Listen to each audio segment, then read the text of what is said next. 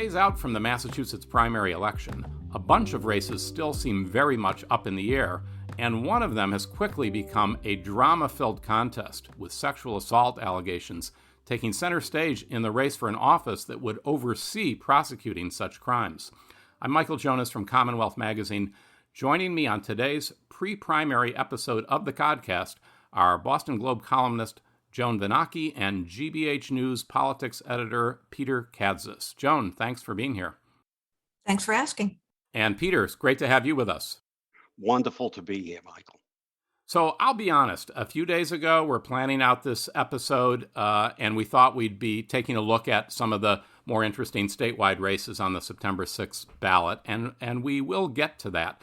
But first, we want to dig in on what's become really the talk of the town and beyond, and that is the Democratic primary for Suffolk County District Attorney. So just several days ago, and I'm going to sort of clear the air here that we're recording this on Friday, so things that may unfold over the weekend are not going to be sort of in front of us to talk about.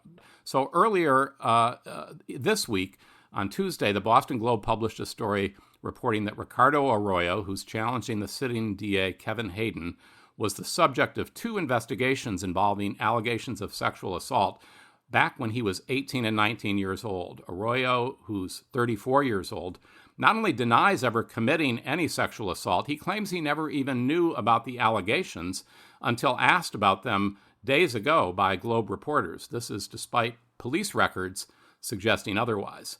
But that's really just the beginning, I think, of the craziness that's unfolded here. Joan, what do you make of how this thing has played out initially in the first couple of days, and the way Arroyo has responded to the Globe story? Well, first I'll say that initially this race looked like it was going to be all about who's the next Rachel Rollins, right? And Ricardo Arroyo was making that case with a lot of help from the progressive community, from Mayor Michelle Wu to Elizabeth Warren to all the key progressives in Boston, painting himself as the person who was reformer who could take on this job, and Kevin Hayden was the centrist who was going to roll back time. Now suddenly we have a story with sort of explosive allegations that go back to Arroyo's high school days. And I think what's interesting is he could have just denied the allegations, and that would have led to a kind of a he said, she said story. Instead, he made it about, this is the first I'm ever hearing about it, which put his credibility on the line in a very different way. He's now trying to change the story into the leak and who did it, and that Kevin Hayden did something unethical and perhaps unlawful. I don't think he's been that successful at it, but we shall see. And Peter, what was your kind of first take as this really exploded on the scene? Well, first of all, just a general impression of the whole DA's race. I mean, I've been following Boston politics for a long time, and this is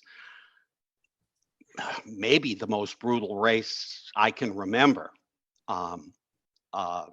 It's just, bare knuckle boxing. I agree with Joan that rather than saying nothing happened, I was a young man, 18, 19 years old. Sometimes incidents are misinterpreted, but to deny that he had any knowledge of this when there were two police reports saying that this was investigated has really left him very little room to maneuver politically. It's a tough one. I think it's a tough one for him. I think the big question is, how many people other than folks like ourselves are really paying attention? This may be a very brutal election for DA, but the whole political season, I find very underwhelming. I just don't find a lot of people paying attention. And what I'm using as a yardstick are, me walking around and talking to friends and relatives and people at the coffee shop, and the junkies are tuned into this, but I wonder how many other people are. No, I think that's a good point. Although it's possible, I guess, that, something like this sort of, kind of makes a dent in that, in a way that, just the normal course of the, what had, you could sort of say has been a sort of sleepy campaign season. Maybe it breaks through in a way because it's salacious. It's certainly not just kind of who's going to prosecute low-level misdemeanors and who is going to take it on a case-by-case basis. I mean, that was kind of the terms under which things were being debated. I think the Boston City Council could play a big role in this. The City Council was on summer recess this last week, and when they get back to business on Wednesday, it'll be interesting to see, if this makes it to the council floor at all. If it does, I can see the story getting a different set of legs. Right. So I just want to sort of get back to this point that Joan raised, that Arroyo has really kind of like sort of doubled down on the denials. It's not just denying in any kind of impropriety or improper actions, but denying knowing about it. And as the Globe reported, at least one clear reason, or that he would be reluctant to say, yes, that all happened, but nothing came of it, is that in applying for his law license, he checked off or answered a question about whether he'd ever been the subject of any investigation for any felony or misdemeanor by saying no. And it's a very broadly asked question. It doesn't ask if you've been convicted or even charged, just the subject of an investigation. So it's been portrayed that that's kind of what has boxed him in a way on this. And I just wanted to sort of touch on one thing. Joan, you had a great piece, I think the day that online, the day that the Globe story came out in print, about, will progressives continue to stand with and believe Arroyo? And you sort of started it out by asking, does the truth matter anymore? And that, that this is just sort of the latest test of that. And I can't help but think that, that kind of question, I guess maybe it's always sort of bounces around in very partisan political affairs, but it's certainly something that you have to say Donald Trump has kind of given incredible legs to this idea or this issue, that it just doesn't matter whether you tell the truth or not to people who are dug in and determined to be with you based on, politics or ideology. And I felt like that was kind of what was so compelling about you asking the question, and that we've seen, for the most part, it seems like progressive activists and elected officials are either sort of staying with Arroyo or they're not jumping ship en masse. We've seen a couple people pull back their endorsements, but just talk about this question about, does the truth matter anymore, and what does it mean for our politics? I should say that, I think in your column, you said that you find his denial of knowing about the investigation not very credible or believable. Right. Well, I'm sort of sorry I left out the Trumpian reference in that column to say I did it deliberately. I was thinking about it when I wrote it. Well, I think what's happened in the aftermath is, is fascinating, to use an overused word. Here you have, these top women politicians, Elizabeth Warren, Ayanna Pressley, Michelle Wu, who have all stood up in the past and during the so-called Me Too movement, who found Brett Kavanaugh completely unacceptable to be a Supreme Court justice on the basis of a allegation of sexual assault that went back to his high school years that I think he said he couldn't remember. He didn't do, and he couldn't remember. And it has that, Arroyo has kind of picked up that same narrative. They didn't have a police report on Brett Kavanaugh. As Peter pointed out, there are two here. I'd also like to throw out, praise to the Globe team, Andrea Estes and the other reporters who broke that story. So we've got this police report. We've got evidence, at least in a police report, that allegations were made, that Ricardo Arroyo was questioned, and his answer is, I can't remember. And so far, basically everyone's stuck with him except Joe Kennedy, who no longer holds elective office, and Ed Flynn. And it will be interesting to see what the city council does. But the female politicians who have spoken out, again, you must believe women, sexual assault is a terrible thing, serious allegations, are still with Arroyo.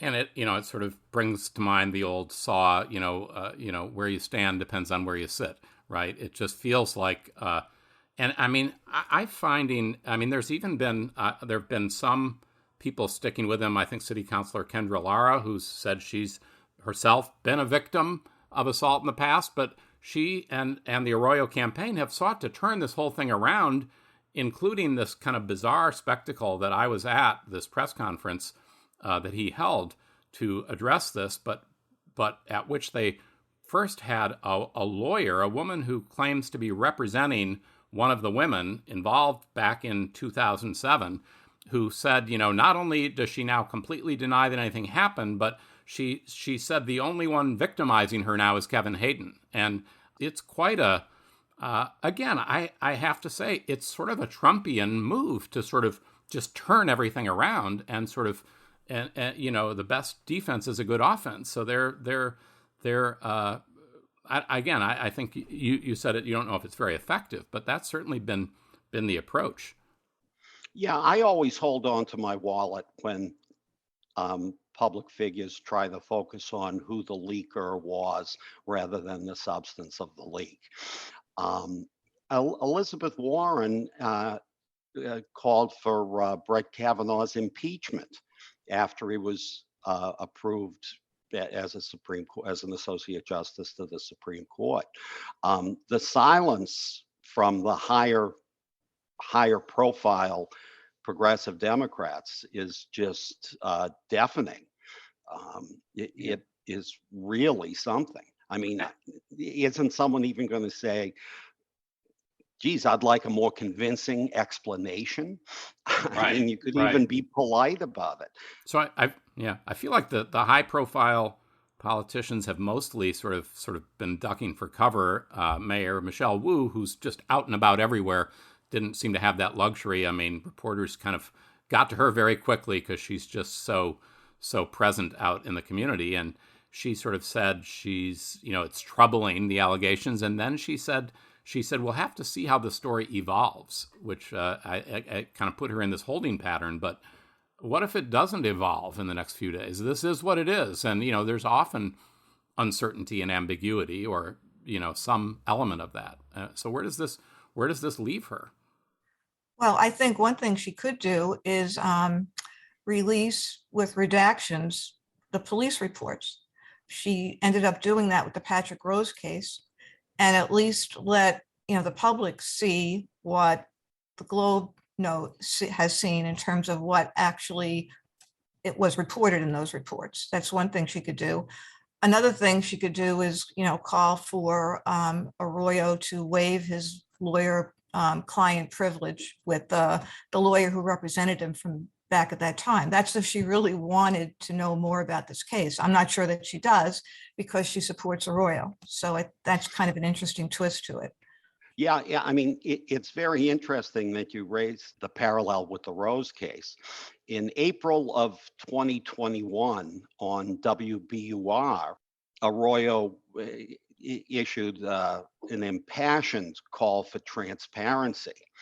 I mean, his words were something like, we need to know what they know and what they did or didn't do about things. I mean, he was very clear that the public had a real right to know in the Patrick Rose case. Obviously, it doesn't apply to himself. This whole thing reminds me of Eisenhower and Nixon, when Nixon was accused. Not to date yourself at all, Peter, right? No, right. But when Nixon gave his Checkers speech, when it was accused he was the recipient of a political slush fund. And he gave that speech because Eisenhower wanted to see how Nixon would play out. Now, using the Nixonian comparison, I don't think Arroyo succeeded the way Nixon did in putting the issue behind him. Well, I'll go back to the Trumpian thing because I think, let's face it, Trump was Trump was accused of all kinds of, sexual assault.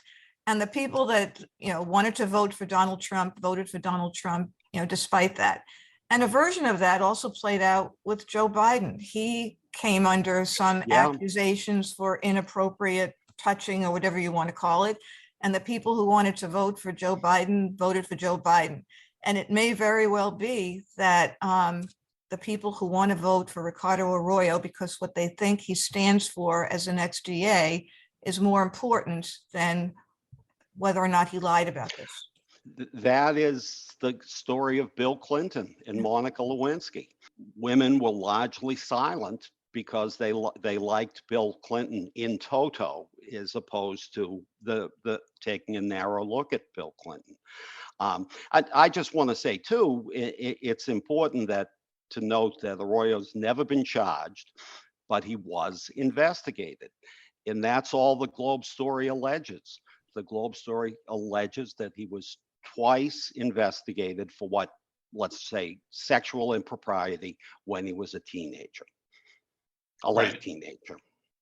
And I mean, one other thing just to mention here in terms of the dynamic of the race is that, I mean, Ricardo Arroyo appeared to have a lot of momentum a week ago. I mean, every kind of progressive politician around, with only a couple of exceptions, was with him. He has incredible name recognition. He comes from a family that's run for offices in Boston, and even conveniently, his father holds kind of one of these obscure county positions. So even the name has been on the ballot across the county, the very area that he's now going to be running in.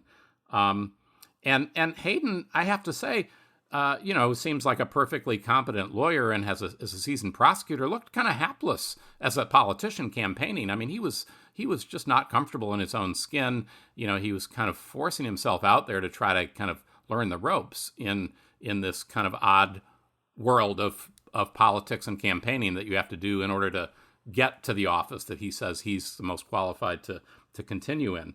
But Hayden also, was until a week ago seemed like the guy back on his heels. Also, thanks to your colleagues at the Globe, Joan, who wrote a piece, raising some serious questions about his judgment in the short time that he's been in the office. Just to fill in the gap, he was appointed just in January by Governor Baker to the vacancy in the DA's office, and in that time, he kind of inherited an ongoing investigation involving a couple of transit police officers. And to kind of cut to the chase, the allegation in the stories from the Globe is that his office, or his top lieutenant, told lawyers for these transit officers who looked like they'd engaged in some pretty serious misconduct that the office was not going to be going forward with prosecution. So Hayden looked not only like a kind of guy a little bit out of his element politically, but he looked like a pretty seriously wounded candidate at that point. Right. He was, that story was helping Arroyo make the case that he was the reformer. He is the reformer, and that Hayden is, back to the future, or back to the kind of prosecutor that shuts his eyes when cops do something bad. But I will point out that transit police case, as well as a package of like 6 or 7 other cases involving investigations of police, had been investigated, but no resolution from Rachel Rollins. So Hayden, inherited all those cases, and it really isn't unusual for DAs to. It's not a good thing, believe me. It's not a good track record. But even someone who's a reformer like Rollins, it's not that easy to, prosecute police officers. Right. Well, I'd like to say that when I wrote about the transit case, I said it was a perfect political hit, in that it was an example of the recently found power of the progressive wing of the Democratic Party. But I closed when 17 other officials called for Hayden's resignation, joining Arroyo. But I did end my column saying, I really wonder who dropped the dime. I was going to bring that up, Peter, but I do, at the, sort of toward the top of your piece, you called it sort of an orchestrated hit, I think perfectly executed by the Arroyo camp. So, maybe there's uncertainty about specifically who did it, but you seem to imply that, this story probably found its way, to reporters' attentions through the Arroyo camp. So it's almost kind of a parallel. We keep hearing the charges in the case of the sexual allegations against Arroyo. And I mean, I sort of feel like, yeah, and the sun rises in the east. I mean, this is, I keep likening it to, since we're talking about DAs and prosecutions, kind of the elements of, crime. They always say, you need motive and opportunity, right? And so we know that, in campaigns, there's always a motive to sort of have unflattering news about your opponent come up. And then there's just the question of opportunity, who had access. And, Arroyo's tried to suggest this came straight from Hayden. I feel like in that case, there's a lot of folks, it's like, what do they say? It's like I don't know, you died, but you don't even know where the knife came from, because I think broadly speaking, the law enforcement community is not excited about the idea of Ricardo Arroyo as DA. There's all sorts of places that could have originated with. Probably the right time to drop in the Larry Mulcher quote, right? Boston is all about sports, politics, and revenge. Yeah, exactly. Very good. Yes. I mean, the rest of the races have kind of lacked that, but this one is just a throwback to politics as a blood sport. Absolutely. And, I mean, we, the press, are reveling in it. But to get to Peter's point, I don't know how much of it is filtered down to the man and woman on the street. I mean, the media don't have the impact that they used to have. Yes, it's in the Globe. Yes, radio stations are talking about it. Yes, it's on TV, but it's also August, kind of the doldrums of summer. I really don't know what the impact is. I guess we'll know on primary day. Right, and voting has already started. Yes, early voting starts officially on Saturday, but voting by mail has started long before that. I remember it was several days ago, but Mayor Wu said, I think it was 141,000 ballots had been received in Boston. So those, let's say 100,000 plus ballots were cast without any knowledge of this, any awareness of it. Well, just to sort of pivot, as Joan suggested about the other races, I sort of feel like this one, somebody said to me, geez, could we have some other candidates for DA? I mean, I think that's a little bit of the feeling people are having, is like, wait a minute, like these are both candidates with some serious wounds. But in this case, there may be a wish for other candidates. And I feel like in some of the statewide races, the word we're getting from the most recent polls is people don't even know that there are any candidates, or they still don't know who they are, or there's still large numbers of voters that remain undecided. So I just wonder, in the few minutes we have left, looking at some of the other big statewide races, if there's any kind of broad themes that you all see playing out. And I'll just sort of tee it up with one that sort of strikes me. And I'd be curious to hear if you think this is really different than other years, is that this effort by candidates to desperately try to find sort of a broad slate of powers and things that they could do to further some, political agenda through what, are usually thought of as pretty obscure statewide offices. So I don't know if either of you want to, bite that one off. I'm thinking about the auditor's race, Secretary of State, and then Attorney General, which I think, the public is a little more familiar with, and there's clearly a broader portfolio of powers. But even in that race, I think we've seen some element of that. Well, that's clearly an issue in the Secretary of State's race, right? Tanisha Sullivan has been pitching this idea that this should be a very activist office, and not only should the Secretary of State be an advocate for more voting rights, which I think makes some sense, that that this is a place where you would take a lead on something like abortion rights. So I think it's an interesting argument. I don't know how it flies with the general public. At the same time, the polls show that there's a big undecided in every race, including Secretary of State. So I don't know how many people even know she's making that case. Right. I mean, Scott Lehigh has a great column interpreting the results of that poll from Mass Inc. See, I think the Secretary of State's race, I think the mistake that Tanisha Sullivan has made is, because the public doesn't know her attempt to nationalize a local race just isn't that going to be that successful, or may not be that successful. I shouldn't get ahead of myself. Massachusetts is not Georgia. I mean, we don't have the voting problems that exist in other parts of the United States, like Texas or Georgia or Mississippi. Now, if you take a candidate like Michelle Wu, who was already well known to the public when she ran for mayor of Boston, she was able to bring national themes very successfully into her ultimately successful mayoral campaign. And I think that Tanisha Sullivan, as a political newcomer to electoral politics, just doesn't have that benefit. Does that make sense? Yes, and I agree. Okay. All right. I wasn't asking for agreement. I wasn't sure if I was making sense there.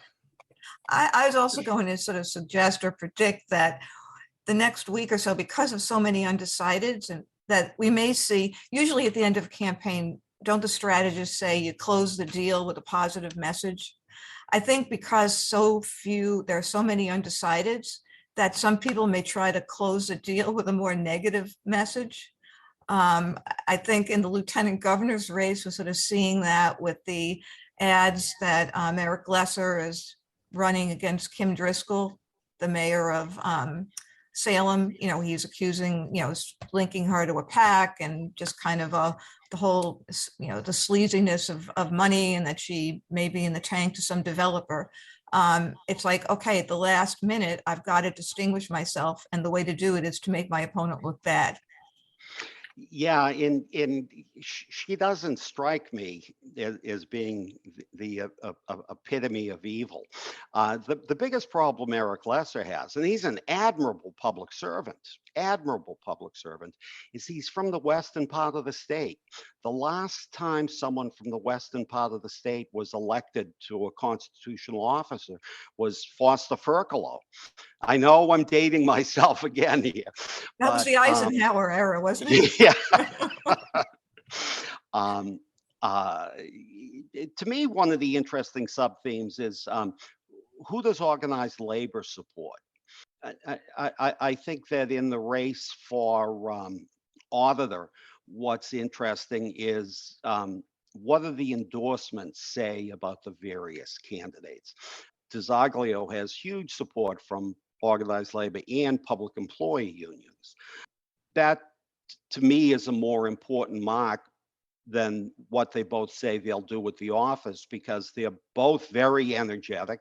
They're both dedicated public servants. They have some great ideas. But to me, it's who's supporting whom and what can we expect as a result of that. I thought Dempsey made a brilliant move when he decided to release his answers to the different citizens groups. Where does he stand on the whole range of issues? Again, I think a lot of what's going on right now will be much clearer after the vote, when we can see how and why these endorsements really make a difference. I've never, it's really only been since we've had early voting that there's been such an emphasis on endorsements. Most of us would shrug our shoulders and say, who really cares? I think that's one of the things, the thing that struck me the most in the Arroyo case was the International Brotherhood of Electrical Workers withdrew their support for him. And that's a lot of feet they put in the ground on election day. Did they also, or was it the iron workers? I'm just trying to... I thought it was the IBEW. I could be wrong. Wouldn't be the first time I misspoke. Yeah. And then just lastly, one thing that I'm struck by in these statewide races, at least in several of them, we're hearing people talk about sort of putting forward their lived experience has become kind of one of the lines of the season. And I'm thinking we've heard that from Andrea Campbell, Tanisha Sullivan, and also Diana DiZoglio, talking about being raised by a single parent. And I don't know if that resonates. It's almost like they certainly can talk about the job and their qualifications. That to me, that is a little bit of He's come up a couple times now. Bill Clinton. I'm not saying he was the first one to do it, but there was a time. I mean, now if you really want to date yourself, I was not alive when Franklin Roosevelt was in office, but nobody minded that. He came from this wealthy, high society family. It was a different time, but at a certain point, post FDR, and I certainly think that Clinton was maybe part of it. The man from Hope. It became this kind of idea about biography and, don't you want somebody who's kind of come up, sort of, with challenges and seen the kind of tough side of life in these offices. And I don't know how much that plays out with people, but I do think there's something to it that just the sheer qualifications alone, that gets you somewhere, maybe in a job interview for a certain kind of position out in the non-political world. But, and I, like Quentin Palfrey for AG, keeps saying, I've been in all these roles, and it doesn't seem to really be resonating that much with voters. People make voting decisions for all sorts of complicated reasons. Well, I think lived experience works better in some running for some offices than others. I'm not sure it matters all that much to state auditor. Well, as you said, we will soon find out on primary day. So I want to thank you both for a great conversation. Joan Vanaki from the Boston Globe, Peter Kadzis from GBH News, no W anymore. Thanks to you both. Thanks for having me. Thanks, it was fun. And this has been another episode of the Codcast. Thanks for listening. We will see you next week.